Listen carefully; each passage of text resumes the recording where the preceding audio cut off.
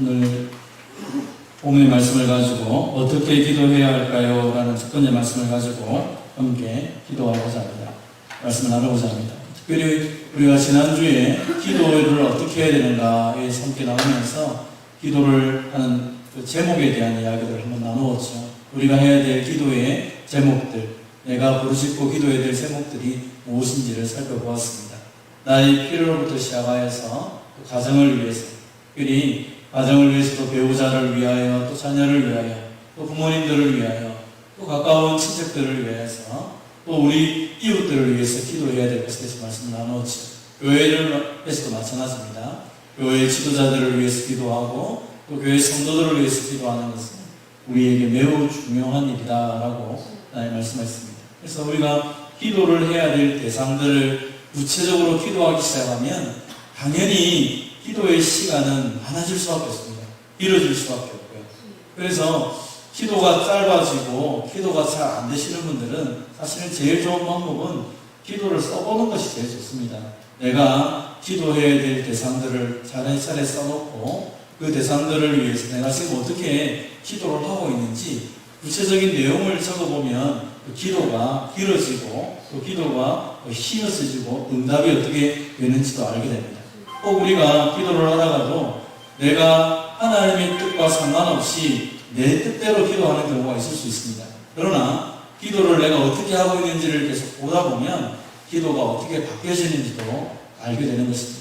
그래서 여러분이 개인적으로 기도 노트가 있으면 제일 좋고 기도 노트가 없더라도 내가 어떻게 기도해야 될지에 대한 기도의 방향성들, 기도에 대한 삶에 대해서 좀 살펴보는 것은 필요합니다. 한 분만에 많은 사람을 위해서 다 기도할 수 없기 때문에 요일별로 나누어서 기도하는 것도 괜찮다고 그랬죠. 그래서 저희가 새벽 기도할 때도 마찬가지입니다. 매일 저희가 월, 화, 수, 목, 금, 토 이렇게 휴일 새벽 기도를 할 때마다 주제를 가지고 하나씩 기도를 할 때가 있습니다. 예를 들면 월요일은 교회의 중직자들을 위해서 기도를 많이 하죠. 화요일은 또 주일에 주셨던 말씀을 붙잡고 기도를 많이 합니다. 그리고 수요일 오늘 같은 경우에는 수요 기도회와 우리 교회 표요를 놓고 기도를 하죠. 목요일은 또 선교사님들과 미자리 교회들을 위해서 기도합니다. 금요일은 이 지역을 위해서 기도하고, 토요일은 예를 들어서 우리 성도들 가정을 위해 기도하고, 또 주일 준비를 위해서 기도하고, 주일날은 주일을 예배를 위해서 기도합니다. 그것은 교회 공적으로 기도하기 위해 하니까 이렇게 광범위하게 퍼지지만, 여러분 개인적으로 하게 되면 월요일은 부모님을 위해 기도한다든지, 화요일은 자녀를 위해 기도한다. 하다 보면 그 기도가 굉장히 깊어지고 넓어질 수 있다는 사실들을 발견하게 될 것입니다. 그러나 대상을 정해놓지 않고 기도하다 보면 기도의 방향성이 막 흐트러질 때가 많은 거죠. 종종 우리가 기도를 하다 보면 한 가지 받는 질문이 있습니다. 그것은 바로 내가 이렇게 기도하면 하나님이 과연 내 기도를 들어주실까 하는 것입니다. 오늘도 한 성도님하고 통화를 하면서 하나님께서 내 기도를 들어주시는 것에 대한 자신이 없다면 기도하는 것이 약해지는 것이죠. 그래서 대부분의 사람들은 내가 기도했는데 응답이 되지 않으면 기도하는 것을 포기하고 기도를 안 하려고 하는 것이죠. 근데 오늘 제가 전화 시방을 했던 그 성도님은 자신의 삶 속에서 어려움을 많이 만났는데 그래서 이전 같았으면 기도하는 것을 포기하고 하나님 계시는가 이렇게 질문을 할 것인데 지금은 그렇지 않다는 것입니다. 오히려 지금은 하나님만이 나의 든든한 백이 되시고 하나님이 나를 지켜주시기 때문에 오히려 더 기도할 맛이 나고 더 기도하려고 한다라고 저한테 그런 고백을 하더라고요. 참 그 얘기를 듣고 기분이 좋았습니다. 우리 인생에 어려움이 많습니다. 또 내가 원하지 않은 일들이 만나질 때가 많습니다. 그때마다 우리의 질문은 하나님이 왜 이렇게 하셨을까? 하나님이 내 인생 가운데 속에서 왜 이런 어려움을 주시는가? 그래서 나로 하여금 정말 망하게 하시는 것이 하나님의 뜻인가라고 생각할 때가 많지요. 이스라엘 백성들도 그런 고민이 많았습니다. 나라가 망한다. 예루살렘이 망한다. 성전이 허물어진다. 어떻게 이런 일이 있을 수 있습니까? 그러나 그것은 너희들에게 재앙이 아니다. 내가 재앙을 주기 위해서 너희 예루살렘 성전을 파괴하고 또 너희 나라를 망하게 해서 너희가 더 이상 아무것도 없이 만든 것이 아니다. 오히려 이 기회를 통해서 하나님이 누구이신지 그리고 내가 이전까지 살아왔던 붙잡았던 것이 얼마나 어리석은지를 다 내려놓게 하시는 하나님의 특별한 은혜의 순간이라는 것이죠. 이스라엘 백성들이 만약 바벨론에 의해서 망하지 않았다면 이스라엘은 정말 완전히 망했을 것입니다. 왜냐하면 이스라엘은 철저하게 성전을 우상으로 섬겼고 하나님과 우상을 겸하여 섬기면서도 자신들이 죄를 지었다고 생각지 않았기 때문입니다. 그래서 예루살렘이 망하고 그들의 인생 속에 모든 것이 빼앗겨버리고 포로로 잡고 간 그 순간에 그들이 깨닫게 된 것이 우리가 그동안 말씀을 잘못 알았구나, 우리가 하나님을 제대로 섬기지 못했구나 라고 제대로 된 회개를 하고 70년이 된 이후에 다시 돌아와서 하나님의 나라를 세워가는 것을 보게 됩니다. 우리 인생도 비슷합니다. 여러 가지 어려움을 만날 때마다 꼭 기억하는 것은 하나님이 나를 버리지 않는다.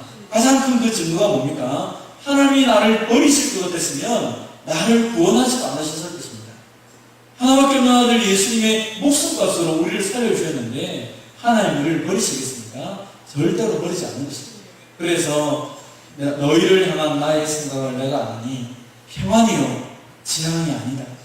지금 내 눈에는 재앙처럼 보여도 이게 재앙이 아니라 오히려 이것을 통하여 하나님이 나의 미래와 소망을 주며 내 인생을 새롭게 하기 위한 하나님의 특별한 조치라는 사실을 기억하며 이 순간에 우리가 무엇을 해야 된다?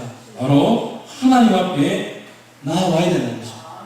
그래서 신약에도 마찬가지고 교회도 마찬가지죠. 하나님께서 우리에게 뭘 원하십니까? 너희가 때를 따라 긍휼을 얻기 위하여서 없는 은혜를 얻기 위하여 은혜의 보좌 앞에 담대히 나와라 라고 말씀하는 것입니다.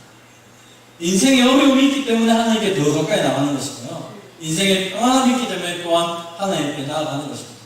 가장 중요한 것은 하나님이 우리의 기도를 들어주시고 하나님이 내 인생을 가장 좋게 하신다는 그 약속의 말씀을 믿고 하나님께 나가는 것입니다. 그러므로 어떤 형편이든지 하나님 앞에 담대히 나아가는 이 우리의 자세가 굉장히 중요한 것입니다. 하나님 앞에 믿음으로 나아갈 때 하나님 우리를 긍휼히 여기시고 때를 따라 은혜를 주시는 것을 믿으시기를 바랍니다. 그래서 우리는 어떻게 기도해야 됩니까? 따라합시다. 확신을 가지고 담대하게 기도해야 합니다. 하나님은 우리의 모든 필요를 아신다라고 예수님이 산상보원에서 가장 강조를 많이 했습니다. 하나님이 너희의 모든 필요를 알기 때문에 그렇기 때문에 먹고 마시고 입는 것 때문에 염려하지 말고 너희는 하나님의 나라와 그 일을 구하라 라고 우리에게 말씀하셨죠. 하나님이 우리의 모든 필요를 아실 뿐 아니라 그 모든 것을 채워주시고 내가 너희를 도와주겠다라고 약속하셨죠. 그렇기 때문에 하나님 앞에 담대히 나가는 것입니다. 또 여러분의 기도는 공허한 메아리가 아닙니다. 우리의 기도는 듣는 대상이 있고 그 듣는 대상은 하나님 아버지라고 성경은 명확하게 말씀하고 있죠. 하늘에 계신 우리 아버지, 못할 것이 없는 그 전능하신 하나님 아버지께서 우리의 기도를 들으시고 우리를 돕기 위해서 우리 가운데 함께 있는 것입니다. 그래서 오늘 본문에도 너희가 내게 부르짖으며 내게 와서 기도하면 내가 너희들의 기도를 들을 것이요 너희가 온 마음으로 나를 구하면 나를 찾을 것이요 나를 만나리라 라고 말씀했습니다. 여기는 두 가지 개념이 하나 있죠. 너희가 부르짖으면 내게 와서 부르짖어 기도하면 내가 너희 기도를 들을 것이다. 첫 번째는 하나님 앞에 나와서 가까이 하나님께 나가서 부르짖는 것입니다. 우리의 모든 형편, 지금까지 우리 공부했던 모든 내용들을 붙잡고 하나님 앞에 나와서 부르짖는 것입니다. 하나님 앞에서 부르짖는다. 여러분 이것은 그냥 대충 하거나 들어주든지 말든지 이런 개념이 아니라는 것입니다. 분명히 내 기도를 들으신 하나님에 대한 확신이 있을 때 그 하나님 앞에 부르짖는 것입니다. 그것은 애를 쓰는 것이 아니라 하나님이 뜻이 분명히 우리 가운데 이루어져서 있기 때문에 내 아버지가 나의 모든 필요를 아시고 가장 좋은 것을 주시기 때문에 그 확신을 가지고 기도하는 것이죠. 그래서 예수님도 말씀하시기를 하물며 하늘에 계신 하나님께서 그 밤낮 부르짖는 택하신 자들의 원한을 풀어주지 아니하시겠느냐, 그들에게 오래 참으시겠느냐. 자식이 울고 있는 소리를 부모는 가슴 아파하며 듣고 있는 것이죠. 부모가 더 도와주기를 원한다고 하나님이 늘 말씀하시는 것처럼 오늘도 우리에게 말씀하시는 것입니다. 너희가 내게 진심으로 부르짖는다면 나는 나는 너희의 기도를 들어줄 것이다 라고 이야기합니다. 우리가 알고 있는 본문 뒤에 한 가지 예수님의 비유가 등장합니다. 그 비유가 뭡니까? 두 사람이 하나님께 기도하러 갑니다. 한 사람은 당시에 많은 사람이 존경하는 바리새인입니다. 그는 하나님 앞에 큰 소리로 기도합니다. 하나님, 내가 이렇게 금식도 하고 헌금도 하고 나는 저 세리하고는 비교되지 않을 만큼 난 이렇게 멋진 삶을 살게 되었습니다. 너무 감사합니다 라고 하나님께 기도합니다. 그런데 한편에 있는 세리가 어떻게 기도합니까? 그는 멀리 서서 감히 눈을 들어 하늘을 쳐다보지도 못하고 가슴을 치며 하나님께 기도합니다. 하나님이여 불쌍히 여기소서, 나는 죄인으로서이다. 한 사람은 자신의 그 인생 속에 부어주신 그 놀라운 것들, 어떻게 보면 이것은 자신에게 주셨던 은혜에 감사하는 기도가 아니라 사람들을 향하여 내 기도를 좀 들어보십시오. 내가 이렇게 잘 되었습니다. 그렇게 강조하며 자신을 자랑하는 기도를 했다는 거죠. 부르짖는다. 그것은 큰 소리로만 기도하는 것이 부르짖는 것이 아니라 그 내용이 무엇이냐에 달린 것입니다. 바리새인도 아마 크게 기도했을 것입니다. 온 사람들이 다 들을 만큼 큰 소리로 기도했다는 것입니다. 오히려 반대로 보면 이 세리는 큰 소리로 기도도 못한 것 같습니다. 그는 가슴을 치면서 하늘을 쳐다보지도 못하고 기도했다는 것입니다. 하나님이여 불쌍히 여겨주소서, 나를 불쌍히 여기소서, 나는 죄인입니다. 자신의 입장을, 자신의 모습을 정확히 알고 하나님 앞에 엎드리면서 기도하는 그것이 제대로 된 부르짖는 기도라는 것입니다. 정말 하나님이 오늘 이 순간에 나에게 은혜를 주시지 않으면 내 인생은 소망이 없습니다. 그것이 하나님을 향하여 부르짖는 자들의 마음의 자세라는 것입니다. 오늘 저와 여러분이 기도 바로 이 자리에 나왔습니다. 우리가 어떤 마음으로 하나님께 기도해야 될까요? 소리가 크든 작든 그것은 개인의 형편에 따라 다를 수가 있습니다. 그러나 동일한 마음이 하나 있어야 되는데, 그것은 정말 이 시간에 하나님이 내게 은혜 주지 않으시면 나는 변화될 수도 없고 내 인생은 망하는 인생이 된다는 그 마음을 가지고 하나님의 은혜를 철저하게 구하며 기도해야 된다는 것입니다. 하나님을 향하여 기도한다. 오늘 본문에 보면 전심으로 기도한다. 내가 전심으로 기도하면 내가 들어주실 것이다 하나님 말씀했는데, 동일하게 역대하 16장 9절로 말합니다. 하나님께서 온 땅을 두루 살피고 있는데 전심으로 자기에게 향하는 자들을 위하여 능력을 베푸신다라고. 하나님이 우리의 울부짖는 소리뿐 아니라 우리의 원함뿐 아니라 우리 인생에게 능력을 주셔서 하나님의 선한 역사들을 이루어 가르치는 것입니다. 그러므로 우리는 하나님 앞에 담대하게 나가서 기도할 수 있는 것입니다. 오늘도 우리 가운데 동일하게 두 부류의 사람들이 기도하게 될 것입니다. 한 부류의 사람들은 전심으로 온 마음을 다해서 간절하게 하나님께 기도할 것입니다. 오늘 지금 나에게 있는 이 필요, 하나님 자체를 필요로 하며 기도하는 진실한 기도가 있을 것입니다. 그리고 하나님에게 응답 주실 것에 대한 확신을 가지고 기도하는 사람이 있는가 보면 또 어떤 사람들은 건성으로 기도할 것입니다. 오늘도 시간이 되었으니까 내가 장로고 내가 목사고 내가 집사고 권사니까 어쩔 수 없이 내가 이 자리에 와서 그냥 형식적으로라도 좀 앉아 있어야겠고 좀 이불라도 때우고 가야지, 그렇게 오신 분도 있을지 모르겠습니다. 그러나 건성으로 하나님께 기도한다고 할 때 형태적인 것뿐 아니라 그 마음 중심에서 하나님이 들어주든 들어주지 않든 나는 상관이 없어요 라고 말하는 자세가 바로 건성으로 기도하는 것입니다.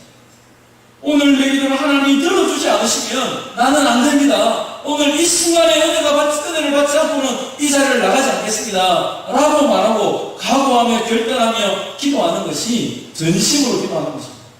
그렇지 않고 하다가 시간 되면 빨리 가야 되는데 하다 가시 이런 수준으로 기도를 한다는 것이 건성으로 하는 것이고 대충 하는 것입니다. 그리고 좀 더 험나게 기도하려고 기도하는 척하고 기도하는 말로 고상하게 말을 하면서 허세를 부리는 사람도 있을 수 있습니다. 그러나 그 모든 것들은 사람을 향하여 있다면 그것은 더 이상 하나님께 드리는 기도가 아니라고 말씀합니다. 왜 그러면 그렇게 건성으로 기도하게 됩니까? 왜 그러면 사람들을 향하여 기도합니까? 그것은 응답에 대한 확신이 없기 때문입니다. 하나님이 내 기도를 들으신다는 확신이 없기 때문에 기도를 대충 할 수밖에 없는 것입니다. 왜냐하면 안 들으시니까, 하나님 안 들으시고 응답 안 주시니까 내가 대충 하는 겁니다. 그러나 오늘 성경은 우리에게 다시 한 번 더 도전을 주시는 것이죠. 하나님께 기도하러 왔다면, 아니 내 인생을 통하여 하나님께 기도하기로 결심하며 살아왔다면 매 순간순간 기도할 때마다 그것이 시간이 길든 짧든 상관없이 온 마음을 다하여서 정말 이 세리가 하나님 앞에 하나님의 은혜가 아니면 나는 살아갈 수 없습니다. 나는 죄인입니다. 나를 불쌍히 해달라는 그 간절함으로 하나님께 기도하였던 것처럼 저와 여러분이 그 하나님께 기도할 수 있기를 바랍니다. 그렇지만 이 기도를 할 때 불안하거나 두려운 마음으로 기도하는 것이 아니라 하나님을 내게 응답 주실 것에 대한 확신을 가지고 하나님께 마음껏 부르짖으며 기도하는 저와 여러분이 되시기를 바랍니다. 두 번째로 우리의 기도는 어떻게 됩니까? 그것은 바로 하나님의 말씀을 붙잡고 기도해야 됩니다. 우리가 종종 성경을 읽기 전에 기도하죠. 뭐 때문에 기도합니까? 하나님, 이 시간 성경을 읽을 텐데 성령 하나님께서 우리의 마음의 문을 열어주시고 성령의 조명하심으로 하나님 말씀을 잘 깨달을 수 있게 해달라고 기도합니다. 그럼 우리가 우리의 기도가 잘못된 방향으로 빠지지 않기 위해서 늘 먼저 하는 것은 말씀을 보는 것입니다. 하나님 말씀을 통하여서 우리의 기도의 방향과 우리의 기도의 줄기를 잡는 것이죠. 수요 기도에도 마찬가지고 어떤 기도에 가면 왜 처음 기도하기 직전에 말씀을 읽습니까? 그것은 말씀을 통하여서 기도의 방향을 잡는 것입니다. 하나님 우리에게 어떤 말씀을 주실까? 어떻게 기도해야 될까? 그래서 말씀을 따라가는 것이 제대로 된 기도이기 때문에 그렇다는 것입니다. 성경 읽고 난 다음에는 다시 기도하기 시작합니다. 본격적으로 기도하게 되죠. 왜냐하면 말씀을 하나님 주셨기 때문에 이제 내 인생의 방향을 가지고 기도하기 시작하는 것이죠. 하나님 말씀에 순종할 수 있도록 도와주십시오. 하나님 말씀의 순종함을 통하여 하나님의 약속하신 은혜를 우리에게 부어달라고 기도하는 것입니다. 그래서 사람이 하나님의 뜻을 행하려고 하면 먼저는 이 모든 것의 시작이 하나님 말씀으로부터 왔는지를 먼저 살펴보고 그 다음에 진행이 되는 것입니다. 그래서 예수님을 비난하는 많은 사람들에게 예수님이 너희가 내가 지금 왜 일을 하는지를 말씀을 통해서 비춰서 보아라. 너희의 사람들의 눈으로 보지 말고 말씀을 통해 본다면 하나님께로부터 왔는지 내가 스스로 말하는지 너희가 금방 알게 될 것이다. 기도도 그렇고 일도 그렇고 모든 것의 기준이 하나님 말씀이 과연 우리에게 뭐라고 말씀하시는지 거기에 집중하며 거기에 맞추어서 가야 된다는 것이죠. 그러기 위해서 뭘 해야 됩니까? 성경을 제대로 읽어야 됩니다. 여러분 사실은 구약 성경을 우리가 가만히 읽다 보면 설교를 하는 시간보다 사실은 성경을 읽는 시간이 더 깁니다. 근데 요즘 들어서는 강론하는 시간, 설교하는 시간이 더 길죠. 성경은 조금밖에 안 읽고 설교를 많이 합니다. 그 이유는 성경을 읽어내지를 못하기 때문이었어요. 성경을 읽어도 이해가 안 되는 거예요. 성경을 읽을 수준이 안 되니까 어쩔 수 없이 설교를 통해서 계속 이것을 부가시켜서 설명을 해주는 것입니다. 그러나 제대로 된다면 성경을 좀 깊이 읽을 수 있고 성경을 이해할 수 있다면 이 성경을 통하여서 하나님을 직접 대면하고 만나는 것이 더 좋을 것입니다. 개인적으로 그래서 성경을 읽는 시간을 많이 가지셔야 됩니다. 설교를 어떤 분들이 저한테 그런 표현을 하는 경우가 있는데 목사님 제가 CTS도 보고 뭐도 보고 설교를 많이 듣다 보니까 성경을 잘 이해하게 되던데요. 그럴 수도 있습니다. 그러나 제일 중요한 것은 성경 자체를 읽는 것입니다. 성경 자체를 명확하게 읽고 그리고 이 성경에 대해서 고민하며 기도하기 시작하고 그리고 하나님의 교회에 세우신 교사, 목사를 통하여서 하나님 말씀을 배워가는 것이 필요한 것입니다. 오늘 우리가 하나님 말씀을 주의 깊게 읽지 않기 때문에 하나님 우리에게 주시고자 하시는 그 많은 은혜들을 다 놓쳐버리고 만나는 것입니다. 내가 뭘 해야 될지, 뭘 위해 기도해야 될지도 잊어버리는 거죠. 왜 우리의 기도가 공허하거나 왜 빙빙빙 도는 것처럼 느껴집니까? 그것은 하나님의 말씀과 상관없이 기도하기 때문이에요. 나의 필요만을 위해서 기도하다 보니까 필요한 게 채워지면 기도가 안 된다는 것입니다. 가난합니다. 하나님 이 가난한 문제를 해결하라고 기도했는데 하나님 돈을 주었습니다. 부자가 되었습니다. 기도 안 합니다. 부자가 되었기 때문에. 아파 죽을 것 같습니다. 살려달라고 기도했습니다. 몸이 살아났습니다. 회복이 됐습니다. 기도 안 한다는 것입니다. 왜요? 현상이 변화됐기 때문에. 그게 기도 응답이 되었다고 착각하기 때문에 기도를 하지 않는다는 것입니다. 그러나 성경을 읽고 기도하기 시작하면 어떤 일이 벌어집니까? 병이 나는 것도 하나님의 은혜고 병이 낫지 않는 것도 하나님의 은혜고 이것을 통하여 내게 주신 하나님의 은혜가 뭔지 알기 때문에 더 기도가 깊어지고 더 인생을 향한 눈이 분명해진다는 것입니다. 가난한 것이 됩니까? 부자는 은혜 받은 것입니까? 그럴 수도 있고 아닐 수도 있는 것이죠. 중요한 것은 하나님의 말씀을 통하여 내 인생을 바라볼 때 이 가난함이, 이 부요함이, 이 병듦이, 이 회복됨이 무엇을 의미하는지를 알아야 그것이 복이 되고 잘못되면 저주가 되는 것입니다. 오늘 우리가 계속 새벽에 아모스를 살펴보는데 아모스 선자가 말씀을 전하던 북이스라엘은 여로보암 2세 때라고 그랬죠. 정치적으로 가장 안정된 나라입니다. 그리고 힘이 얼마나 센지 영토를 가장 넓게 받았습니다. 땅을 다 차지했습니다. 경제적으로 부유한 나라입니다. 사회적으로 평안합니다. 그런데 하나님이 그 나라를 심판하신다는 것입니다. 하나님 없는 안정, 하나님 없는 복은 저주에 가까운 것입니다. 왜냐하면 하나님을 찾지 않게 만들기 때문이라는 것입니다. 오늘 저와 여러분의 인생 속에 그게 가난하든 부유하든 건강하든 건강하지 않든 하나님을 붙잡을 수 있다면 그것이 최고 큰 복이라는 것입니다. 그런데 그것을 가장 능동적으로 가장 잘 할 수 있는 방법이 뭡니까? 말씀을 주의 깊게 읽을 때 그것이 가능한 것입니다. 성경 공부를 많이 하는 이유는 뭡니까? 머리가 똑똑해져가지고 남들에게 가르치고 남들에게 내 지식을 자랑하라고 성경 가르치는 게 아니라 성경을 제대로 읽으면 읽을수록 하나님께서 어떤 분이신지를 알게 되고 그리고 믿음의 성도들이 어떤 기도를 통하여서 하나님과 교제하는 사람들을 발견하는 통하여서 내 인생 역시 하나님을 만나고 그 하나님과 더불어 동행하는 방법들을 알아가게 되는 것입니다. 성도 여러분, 그래서 이 성경을 읽을 때마다 여러분이 기도하셔야 됩니다. 하나님 나를 도와달라. 성경을 읽을 때마다 성경을 통하여서 성령 하나님이 우리에게 말씀하시고 도와주시고 성경에 보면 성령 하나님께서 우리의 마음을 도우시고 심지어 우리의 기도도 도와주신다라고 말씀을 하고 있습니다. 하나님께서 우리가 기도하지 못하는 걸 통하여서 말씀을 읽게 만드시고 그 말씀을 읽음을 통하여 기도 제목을 발견하게 만드신다는 것입니다. 성령 하나님이 우리를 도와주시도록 하나님이 계속 우리에게 말씀을 주시겠다라고 말씀하고 있습니다. 그럼 사람들이 종종 성령님에 대한 말씀을 하면 오해를 많이 하는 분들이 많습니다. 성령님은 성경을 떠나서 우리 가운데 잘 말씀하지 않습니다. 그 이유가 뭡니까? 우리가 분별력이 없기 때문에 성경을 통하지 않는 성령 하나님을 분별할 수가 없는 것입니다. 그게 성령님인지 그게 악한 영인지 미혹의 영인지 우리는 구별이 잘 안 됩니다. 그래서 성령 하나님은 말씀을 통하여 역사하시고 말씀을 생각나게 하시고 그 말씀을 통하여서 우리와 하여금 기도하게 만드신다는 것이죠. 그래서 성경을 안 읽는데 성령 하나님과 동행한다. 거짓말입니다. 있을 수가 없는 이야기입니다. 하나님 말씀이 그 안에 있어야 성령의 능력으로 역사한다는 것입니다. 사랑하는 성도 여러분, 그래서 우리가 말씀을 주의 깊게 읽기 시작하면 성령 하나님께서 우리에게 주시는 음성들을 듣게 됩니다. 오늘 내가 무엇을 해야 되고 어떻게 해야 될지를 이렇게 하시는 거죠. 성령 하나님께서 그렇게 우리에게 가르쳐 주시는 거죠.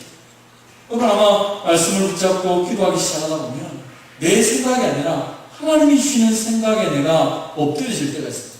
기도 제목이 떠오를 때도 있고 대상이 떠오를 때도 있고 무엇을 해야 될지 하나님께서 구체적으로 가르쳐 주시는 것입니다. 그래서 우리는 늘 기도하기에 앞서서 말씀을 보아야 되고 말씀 붙잡고 또 기도할 때마다 성령 하나님이 내 삶 가운데 주시는 그 음성 듣는 데 집중하셔야 됩니다. 그래서 기도는 말하기가 있고 듣기가 있다고 그랬죠. 말한다는 것은 말씀을 붙잡고 내가 하나님께 막 이렇게 부르짖어 기도합니다. 그런데 꼭 놓치지 말아야 되는 것은 듣기가 있어야 된다고 그랬죠. 하나님께서 내게 말씀을 들려주신다는 것입니다. 그 말씀을 들어야 제대로 된 입 열린 기도가 나오는 것입니다. 그래서 이 순서는 앞뒤로 바뀌어질 수도 있습니다. 내가 부르짖어 기도하다 보면 말씀을 생각나서 성령 하나님께서 내게 주시는 은혜가 있다는 것이죠. 그래서 말씀은 꼭, 기도는 꼭 듣기와 말하기가 함께 있다는 사실을 기억하면서 저와 여러분이 하나님 앞에 좀 더 구체적이고 좀 더 능력 있는 기도로 하나님께 나갔으면 좋겠습니다. 여러분, 우리가 하는 기도는 막연한 기도가 아닙니다. 오늘날 우리가 기도하자면 너무 막연하게 기도할 때가 참 많습니다. 기도가 자꾸 짧아지는 이유도 막연해지기 때문에 그렇습니다. 성도들이 연약함을 위해 기도할 때도 마찬가지죠. 여러분 머릿속에 누가 아프다, 누가 어떻다 하는 게 안 떠오르면 그냥 하나님 우리 교회 아픈 사람 다 낫게 해주세요. 이렇게밖에 기도가 안 돼요. 그런데 우리 구역에 누가 아프고 왜 아프고 육신이 어떻고 저떻고 이렇게 다 기억나고 생각나기 시작하면 기도가 길어질 수밖에 없어요. 하나님 앞에 간절히 붙잡고 기도하다 보면 하나님이 보여주는 사람들이 있고 그 영혼에 대한 가치, 그 영혼에 대한 마음이 열려서 그 영혼을 위해 기도하게 되어지는 것입니다. 여러분 그것이 목사일 수도 있고 장로님일 수도 있고 혹은 아주 세신자일 수도 있어요. 하나님 우리에게 마음을 주셔서 함께 기도하게 만들어 가신다는 것입니다. 사랑하는 성도 여러분, 저와 여러분이 하나님께 담대하게 기도해야 될 이유는 하나님이 말씀을 주시고 응답을 주시기 때문에 담대하게 기도할 수 있습니다. 그리고 오늘 우리가 이 약속의 말씀을 붙잡고 기도할 때 성령 하나님을 도우셔서 우리 기도가 구체적으로 하나님께 상달되기 때문에 우리는 오늘도 힘있게 기도할 수 있는 것입니다. 염려하지 마시고 또 하나님이 들어줄까 안 들어줄까 불안해도 하지 마시고 내 인생의 모든 형편을 붙잡고 하나님께 담대히 기도할 수 있는 저와 여러분 되시기를 주님의 이름으로 축원드립니다.